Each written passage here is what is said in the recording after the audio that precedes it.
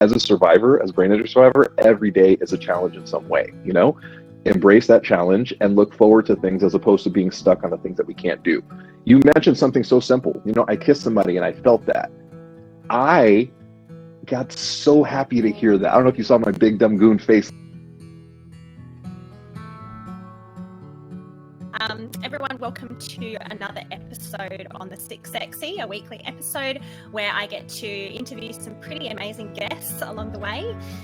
This week I am joined by the fantastic Jo Borge, and who is the host of The Neuronerds. The Neuronerds is a popular podcast shedding light on brain injury recovery.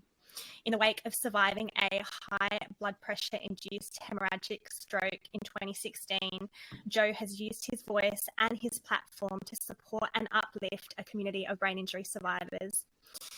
I'm nervous, terrified, and grateful to join that community as someone who has recently survived an ischemic stroke, and I welcome Jo to the Sick Sexy. Jo, thank you so much for being here. Thank you so much for having me. You know, it's great to have you in our community.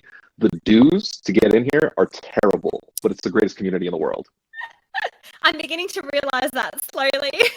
It is a very special community, and it's a very misunderstood one as well. So I'm really excited to have an expert on the channel today to shed the light on what it means. But I guess if we can start, Jo, if you can start by telling us a little bit about your journey, how the concept of Neuronerds started, and walk us through what that looks like. So in 2016, I survived a high blood pressure-induced hemorrhagic stroke, and it wasn't good. So hemorrhagic strokes are the ones that only 1 out of 4 people survive. So I'm very lucky. And then afterwards, I didn't know what it's like. You can't really explain to anybody what a brain injury is and what living with a brain injury is. So I didn't realize I wasn't going to be able to connect with regular people. I call them normies.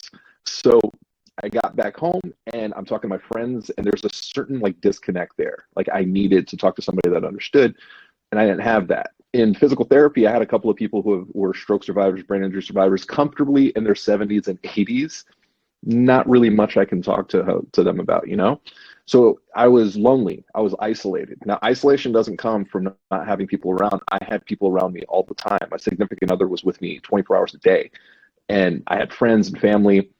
Isolation comes from not feeling understood. So you can't understand what it's like to live with a brain injury unless you've had one. It was a random party that I was telling my story, and there was this girl, and she's just really fixated and focused on me. And I'm like, I'm here with my girlfriend. It was really uncomfortable. Afterwards, she came up to me. She was like, everything you said resonated with me. I suffered a major concussion about a year ago. I haven't had anybody to talk to. So we met up for coffee just to connect and talk. And it was such a beautiful, amazing moment in time and connection that I was like, hey, we should do this more often. We should start a podcast just as an excuse for us to connect. It was the first time in my recovery where I was like, I'm going to be able to do this. And it was about a year in. It was a lot. So once we were talking, I was like, oh, you're like a nerd. I'm a nerd, but I'm cool nerd. She's like a nerd. She's like Dungeons and Dragons. She speaks Elvish. She's like that kind of nerd. I'm like Star Wars nerd, superhero nerd. You know, that's like who I am. So we came up with the concept, hey, we'll be the neuro nerds because we both have neurological issues and we're both like nerds. Half nerd, half cool nerd. It's because we wanted to attack recovery more on the positive side. There was a few other support groups and a few other podcasts that we listened to, and they were so negative. They were so, woe is me. And I didn't want to come at it from that angle. I want to come at it, hey, this is, I made it. This is a second chance. So I wanted to talk about the hero's journey and not necessarily fixate and focus on the negative. So we became the Neuro Nerds. And we talk about our recovery through the superhero's journey and through everything pop culture. Ooh. There you are.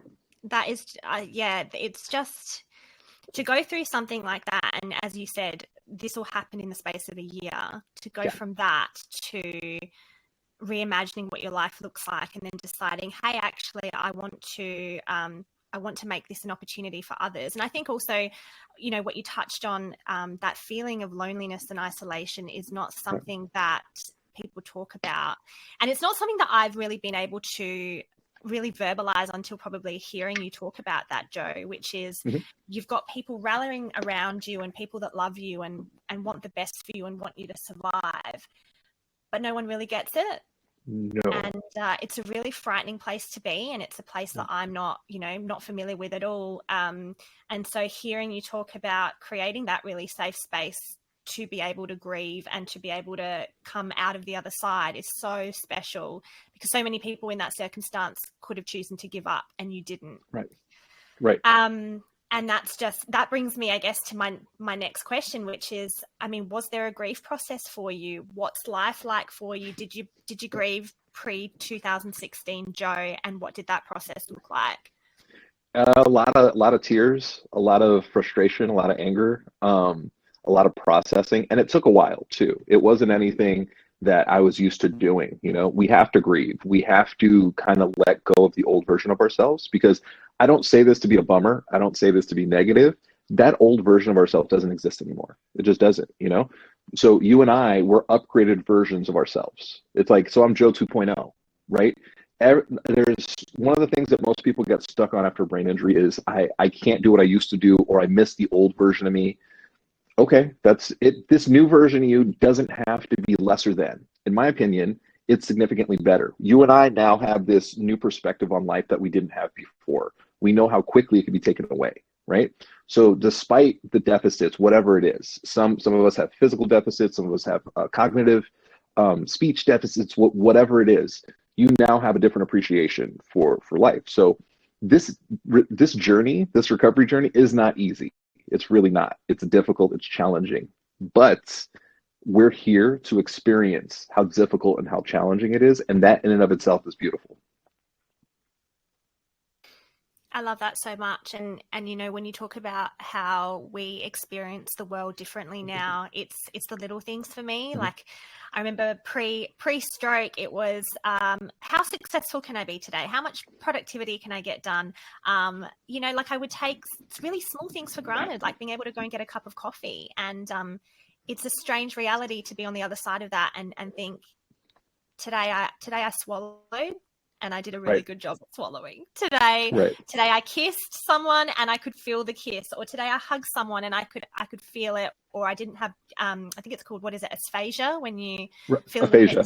Yeah, aphasia. You know, today I didn't have aphasia. You know, it's really, there's a very I think clear line between like before and after, and that dichotomy between the two. And what you talk when you say, you know, people really miss the old them, that's definitely something that I am struggling with at the moment. Is I just need to get back to where I was, and even people around me are like, yep, you'll get back to where you were, and I'm just thinking to myself, no, like life will never be the same again. And no, and it's okay, and that's it's okay. That's the important thing that people don't realize. It's okay, no matter what it is, you know, whether it's just, well, I can't remember things, or I'm not able to do things, or I feel a certain way physically or emotionally. It's okay, you know, you are here, and that's the most important thing. Like, it really is. There are challenging days. There are challenging days every day. As a survivor, as a brain injury survivor, every day is a challenge in some way, you know. Embrace that challenge and look forward to things, as opposed to being stuck on the things that we can't do. You mentioned something so simple. You know, I kissed somebody and I felt that. I got so happy to hear that. I don't know if you saw my big dumb goon face light up. It's things like that people can't appreciate. I can't see you, unfortunately. I can hear you perfectly, and I don't want to like cut off your flow, which is why I'm just listening. But I can't see you, Joe, which makes me really sad. Oh no, it should make you happy. My face was made for podcasting, so your face is made for podcasting. But I can't see you right now, so hopefully you'll come back to me. There you are. So what's beautiful about moments like that? Other people are just like, oh, that's not a big deal. I know how big of a deal it is. I had a woman this morning that I was connected with in Germany, and she said, you know, I was like, how's your day going? You know, mental health check, like, what's going on? And she was like, you know, I took 500 steps today.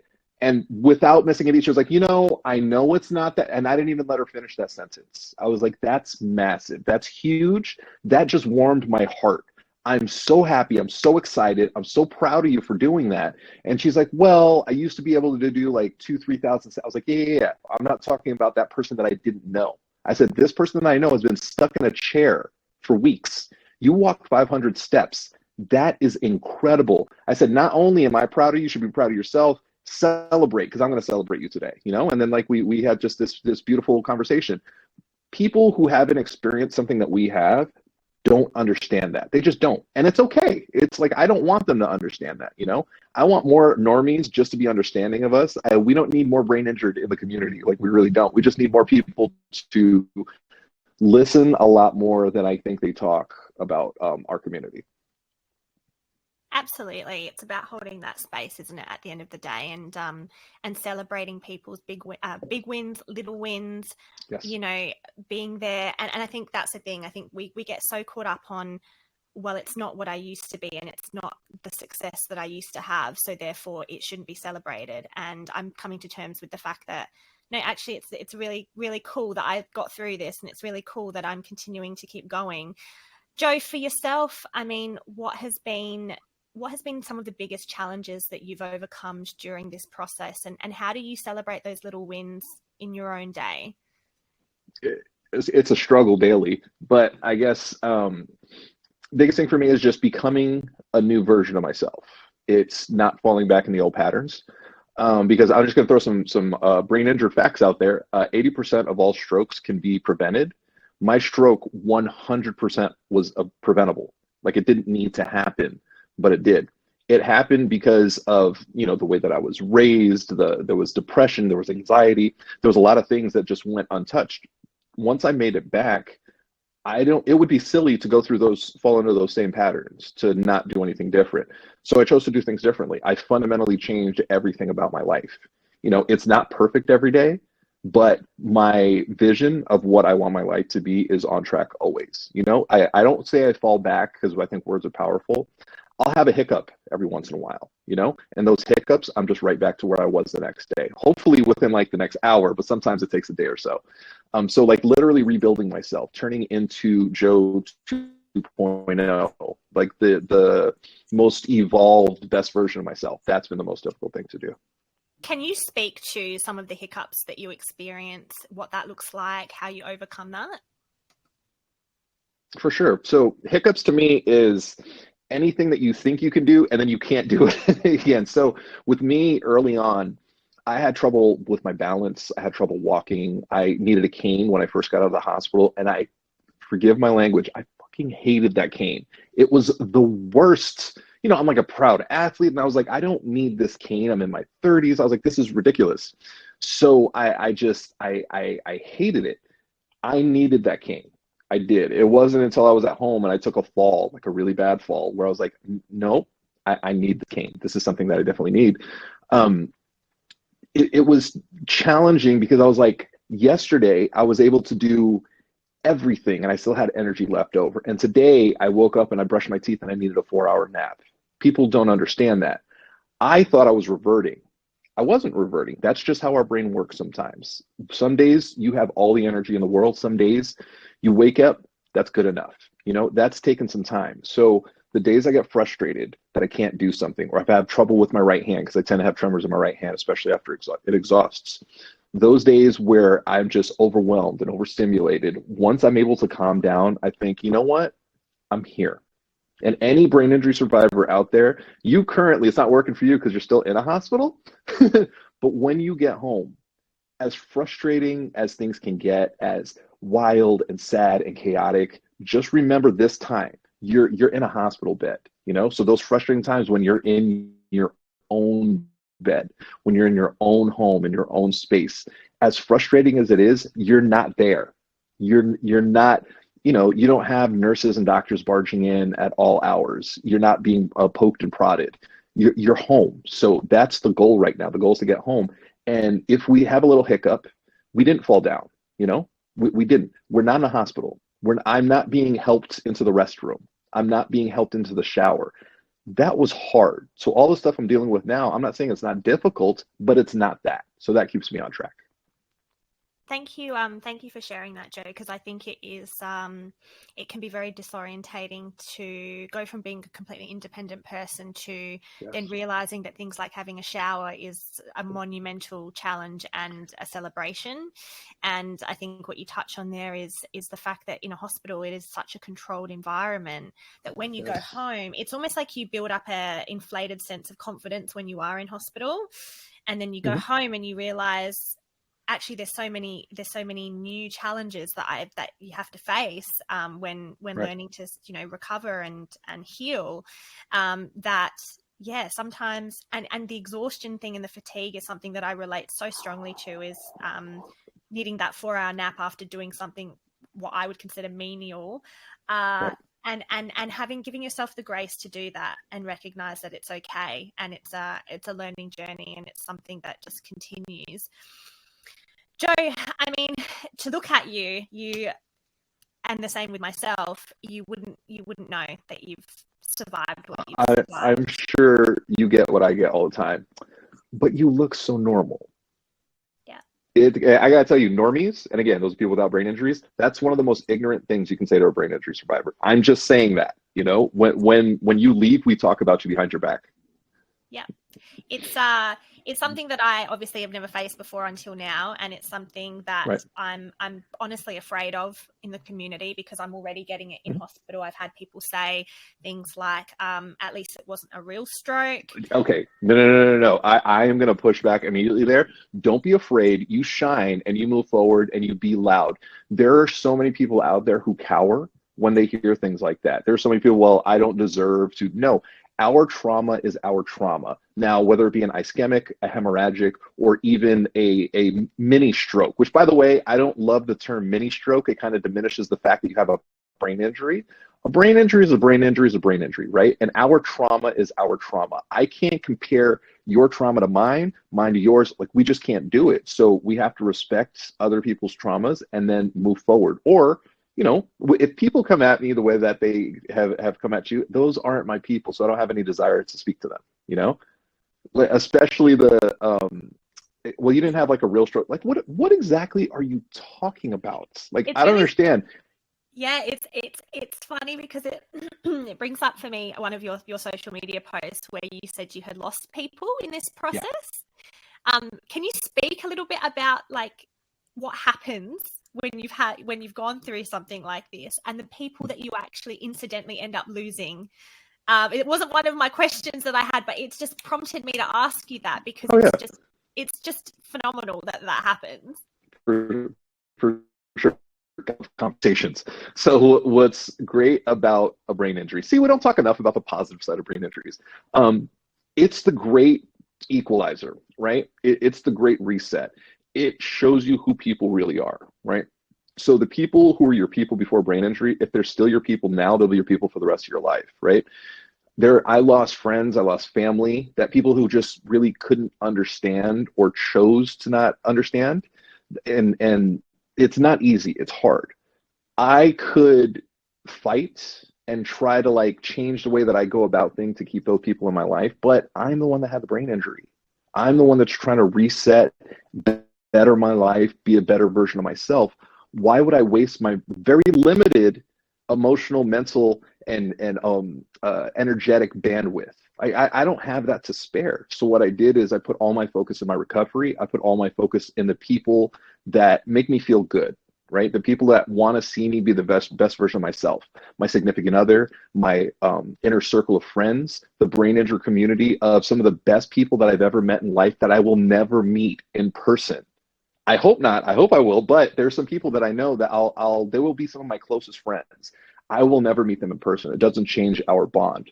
So those are the people who I hold close, and the people that knew the old version of me, that's fine. Maybe they don't really enjoy this new version of myself who is in, you know what I mean? Like, we all grow, unfortunately, most of the time we grow apart. So it's not, I'm holding up my end and I'm trying to be the best version of myself. I used to be a caterpillar, now I'm a butterfly. So I can't go back to being a caterpillar. They can grow and be butterflies and come fly through the sky with me. So I hope that happens. In the meantime, I'm only hanging out with other butterflies like yourself. That's so beautiful, Joe. And it's to me, it's always astounded me that you can be connected to someone on the other side of the world who understands what you're going through more than the people in your circle. And that's not to diminish the relationships that we have with those around us, but it's a special kind of relationship and bond when you've been through the same thing. Joe, can you talk to me a little bit about how you're, like, you touched on it in terms of like the people that you surround yourself with now are they're your people, they're your tribe, and I really feel that. But when it comes to romantic relationships, there's a lot of conditions placed on that. Can you tell me a little bit about what it's been like navigating love, romance, your partnership through this? For sure. It was challenging. That's the nicest way to put it. My significant other, we've been together forever. Like we're going on 14 years, I believe. 15? I say that high because I don't 100% know. It's just been forever. And for me, honestly, it's literally been my entire life, because that's not just the brain injury. It's like all that I know. After my brain injury was a great reset. Like she could have left me. She could have left me in the hospital. Like she had every opportunity to, and she didn't. She stuck by me. And that was one of the reasons why I was like, no, I have to let go of the people that brought me down. Like my family, especially. Like it's sad, but they weren't trying to see me grow and thrive. They knew the old version of me. Like they knew the caterpillar. Police were trying to get me to turn into a butterfly. So everything changed. The dynamic changed. We had to kind of relearn who we are. I'm a new version of myself. I need help doing things. I don't remember anything. I get, like, my emotional regulation was completely out of control early on. It's not great now. It was much worse back then. The way I was constantly overwhelmed and overstimulated, it was hard to connect. It was hard to, everything was difficult, but there is a certain, care and love that we have that you just can't let go. As there's so many days where I just woke up and I'm like, I can't do this. Like I can't, and even to the point where I'm like, I don't want to do this anymore. Like I just don't. It's too difficult. It's too hard. I absolutely cannot do this. But I push through. I push through because she's pushed through for me. I can't count the days that I just have not wanted to do this. But I'm like, she suffered so much to be there for me and to be there with me. And I can get up. I can start to learn how to like reconnect the neurons in my brain. I can, work on my emotional regulation. I can change the way that I think. It's not easy. It took me my entire life to be a certain way. It's only been 7 years since the brain injury. So it's getting rid of like childhood traumas and the way that I was brought up. And, we're all learning this together. And the fact that she's there just speaks volumes about her. I know I'm batting way out of my league too. Like I'm aware. I'm painfully aware. So she's you're making me I'm getting really emotional listening to this, because we're just taught our whole lives that love is a choice. And I think people kind of fall into situations loving someone in a certain way, and then something like this happens and makes you realize just how complex a human being is, and that loving someone means loving them in all facets of who they are. So that's just really touches a very deep part of me, Joe, to hear that two people can go through something as because I thought I had gone through some hard times with partners in the past, hospitalizations, and I had a hip replacement a couple of years ago, and I thought, like you rebuild from that. But it's a special kind of love for someone to get you through, not even get you through, but love you through brain trauma, brain injury, stroke, whatever Absolutely. it is. It's hard. And the thing is, it would have been easy for her it's not common. What she did to stick around and go through this, it's not common. The vast majority of people leave. And the one thing that I heard over and over, and that she heard over and over, is, oh, wow, wow, you stayed. And for her, she was like, there wasn't an option. The reality is there was. She made the choice, and I'm thankful every day for it.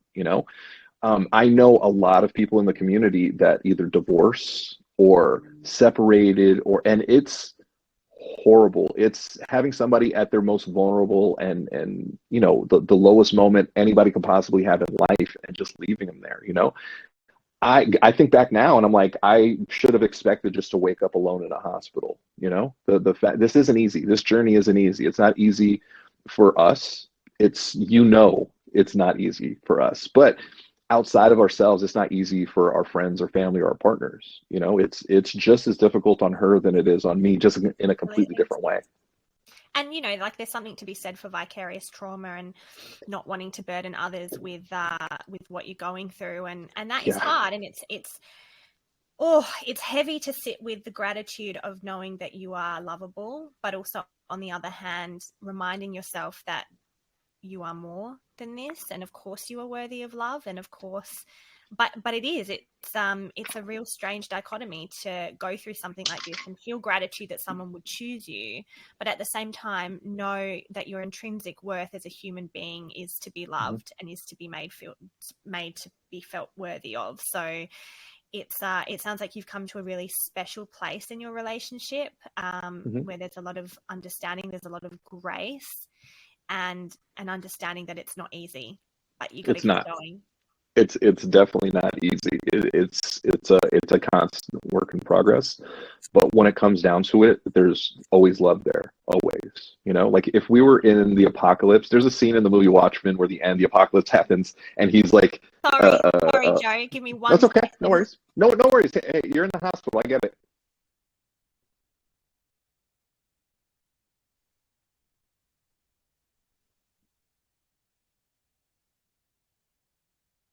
The joys of hospital life, Joe. What can I say?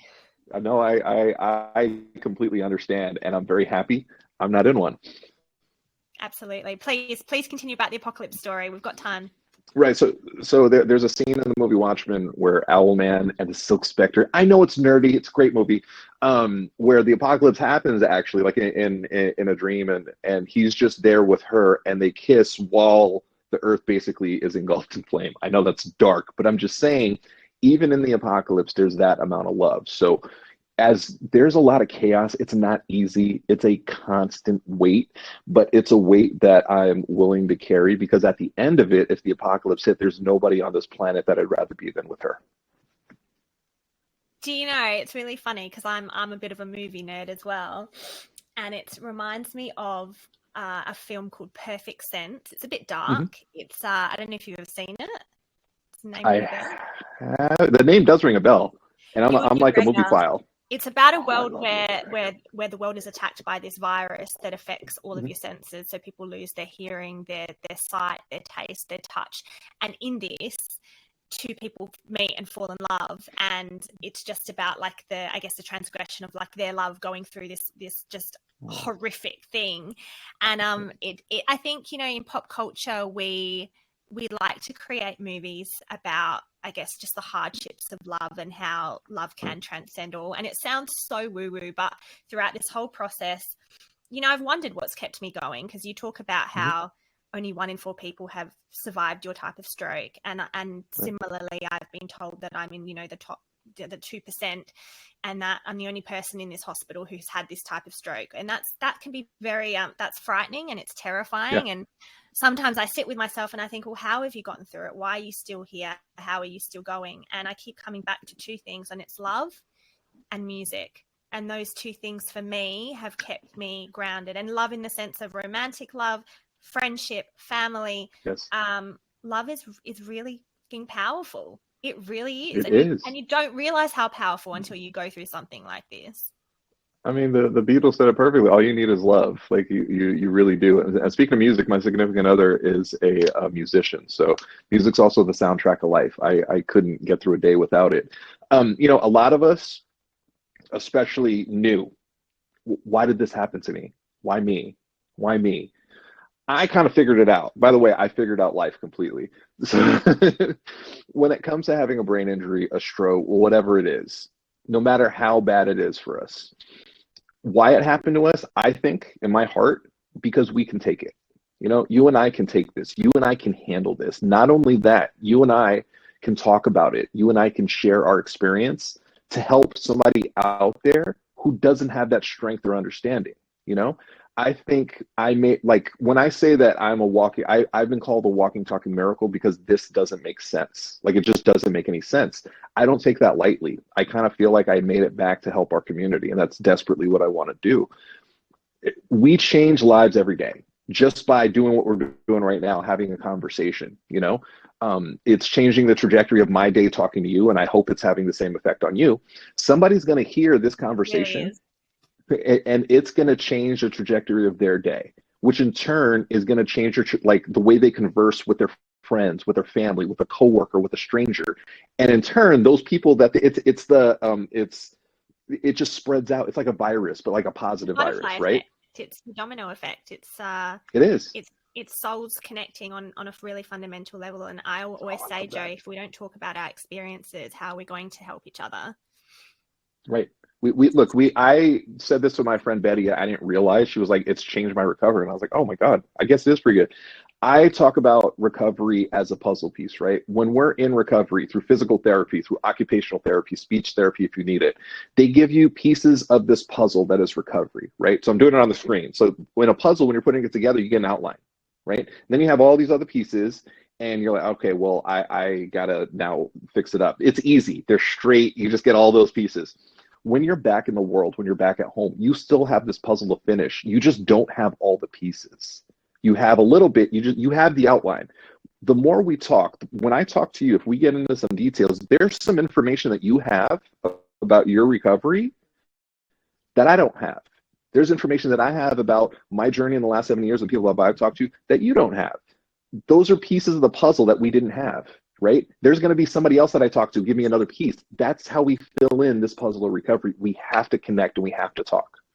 Absolutely. And I think even just from from the perspective of that puzzle piece, Joe, there are things that I think we learn about ourselves when we talk about it that we perhaps didn't know before, that we have unlocked just by meeting someone that gets it. So it's really special. And I am really, really grateful and honored to be having this conversation with you. And, look, I'm quite a logical person, but I'm beginning to feel throughout my life that there's fate and there are reasons that people are connected and there are reasons that things happen to us that are outside of our control. And I think this is one of them, but I am really grateful and still tender-hearted. Obviously, again, it's week 3 for me. I have a long way to go, but I am touched by the community. Yeah. I'm touched by greatest community in the world. Yeah. It's amazing.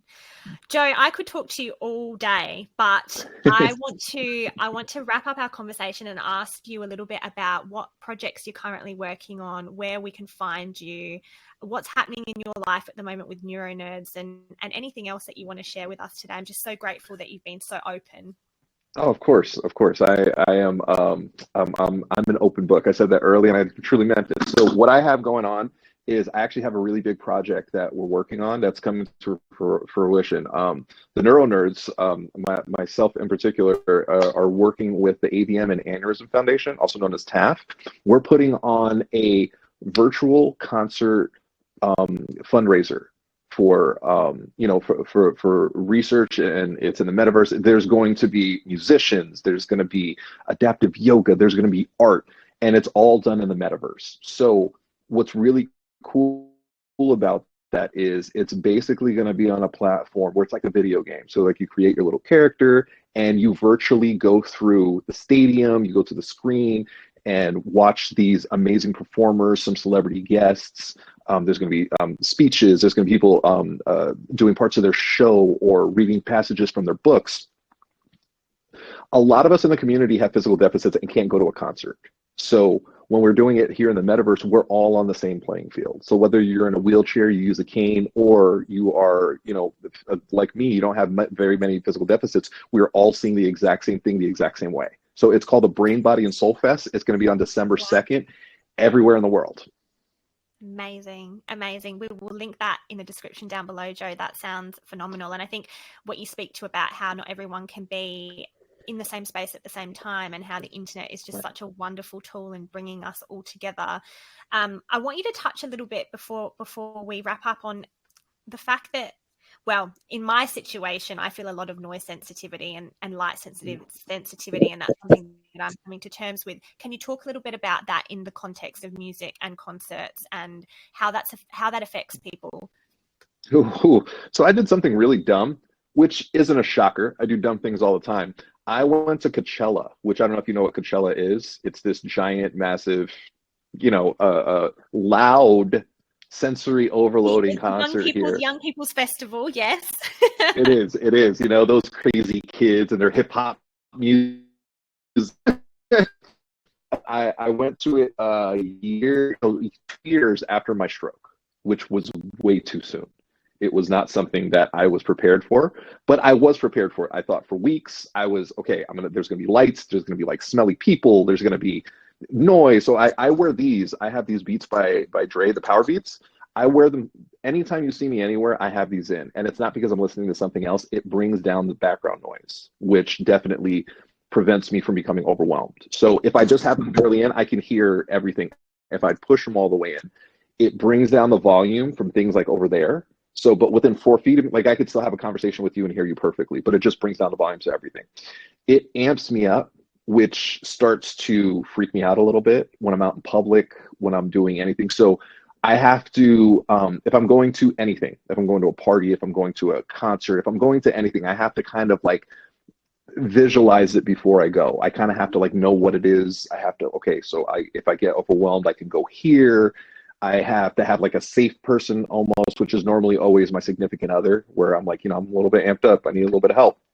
But I go into things completely different. And I've never had to do this before, but it's something that's necessary. It's become second nature to me now, where it's just like, even a movie, going to a movie, even going, and I know that this is, even going to a store, sometimes you have to mentally prepare. There are certain, like the supermarkets that I go to, I know what days and what times to go where it's not as many people, so it's not as overwhelming, because everything changes. Now, again, these are very small things that I have to adapt and adjust in life. I'm here. I'm sleeping in the bed and driving a car. I'm going wherever I want. I'm not in a bed. And I'm sorry, you're in a bed right now. Sorry, but it's not permanent. It's really not. No. I'm actually not in a bed. I'm in my day chair, and I'm moving about great. Like, considering, Joe, I'm trying my best. But yeah, you're not trying. You're succeeding. Thank you. No, it's really. Again, I'm just blown away by your story and your tenacity, because the photosensitivity, the having to second guess, where am I going today? Is this going to be too much for me? And I have a long way to go. I haven't been to see a movie. I haven't been into a busy shopping center. But these were all very normal parts of my day pre. Right. And so it will be again. It will be again, just slightly different. That's it. It's a bit of a new normal. Some people hate the term new normal. I don't. I love it. Hey, if you were a meat eater and now you're a vegan, being a vegan, it's your new normal. It's not a bad thing. It could be a good thing. So you'll learn that you'll have like a bug out kit almost, right? Hey, I'm going to the mall, so I have my sunglasses, I've got my earplugs, and I've got, I don't know, a fidget cube, just something. Whatever you need for that trip, you should be good to go. I always have, like, I have a spare pair in the car. I got sunglasses in the car just in case I need it. It's not that I need it all the time, but if I do, it's there. You'll just have that. It's gonna be fine. Like, it really is. You'll just have those cues in the community. How have you found other people's perceptions to those cues, though, Joe? Like, when you wear earbuds and you wear sunglasses, do you get questioned? I do. I was at so my significant other, she's a singer-songwriter, and she was in the Kanye's Sunday Service Choir. And I was at one of their shows, and I had my earbuds in. And before I had like these, it was the ones that had the wire. And I would walk around, and people were looking at me, and they were like, "Are you undercover?" And I'm like, "I'm not undercover. This is just a stimulation thing." When I was at Coachella, it was to see Beyonce, and Beyonce is on stage, and I have these in, and people are looking at me like, "Why are you listening to music when Beyonce is like on stage?" And I'm like, "I'm not. It's too much." Like, here's what I've learned. The people that understand. Normies that ask questions because they care and they're genuinely curious. I have no problem in explaining anything and everything. But if you're asking questions because you're a bit of a dick, I don't have any desire to have any conversation with you. So I shut that down real quick. I love that, Joe. I love the confidence. It's fantastic. And I think, look, I think if anything teaches you to have a backbone and not be a people pleaser, it's got to be a brain injury, right? Damn right. Look, we almost died. What is anybody going to say or do that's going to shock me? That's going to shock you? Nothing. There's nothing worse than going through recovery of a brain injury. There's not. So all this other stuff, that's nothing. That's old hat. We're good. It's all background noise. Absolutely, 100%. Oh, Joe, it has been, you've made my day. You've made my entire week. Meeting you, talking to you, hearing your story, and I hope that this is the start of a really beautiful friendship. Same. I'm so excited to propagate your work and show the world neuronerds and everything that you're doing. And I just want to say a great big thank you for being honest and vulnerable with me, because it's not easy.